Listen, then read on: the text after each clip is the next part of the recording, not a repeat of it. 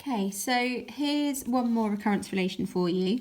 So this one has the non-homogeneous part as 3 to the n, but this time the base here is not equal to this number here, so we have to choose a different substitution. So we're going to start off with k2 to the n, as we always do. So that's the solution to the homogeneous part, and now we need to find the solution to the non-homogeneous part. So we're going to look at our table, and the substitution that we need to use is lambda p to the n, and p is this number here. So it's lambda 3 to the n. Now let's adapt that so that we have a n minus 1, and that would be lambda 3 to the n minus 1. So going back to our question, the recurrence relation in our question is that. So we need to substitute this in for an, and we need to substitute this in for an minus 1.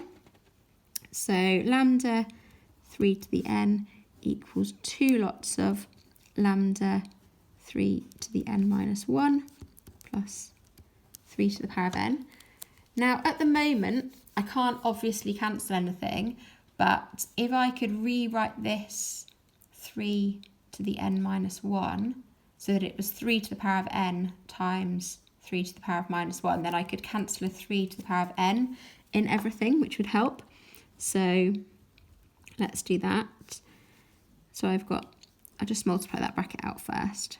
So 3 to the power of n, and then 3 to the power of minus 1 is a third. And now I'm ready to cancel out 3 to the power of n and everything. So I'm left with lambda equals 2/3 lambda plus 1. So subtracting 2/3 lambda gives me 1/3 lambda equals 1, which gives me lambda equals 3. Sorry, that was slightly off the screen. Okay, so now I'm ready to go back and write my general solution.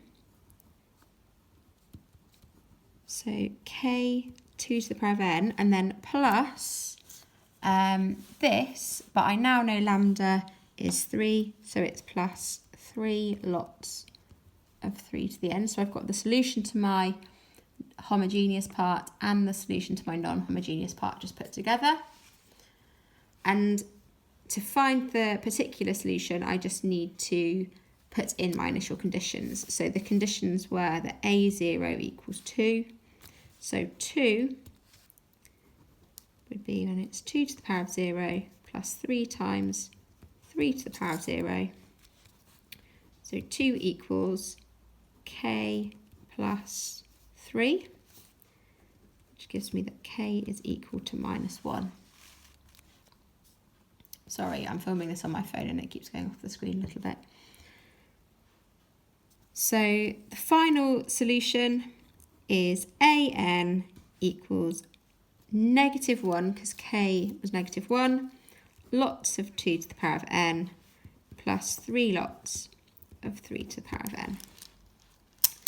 That's our closed form that we found.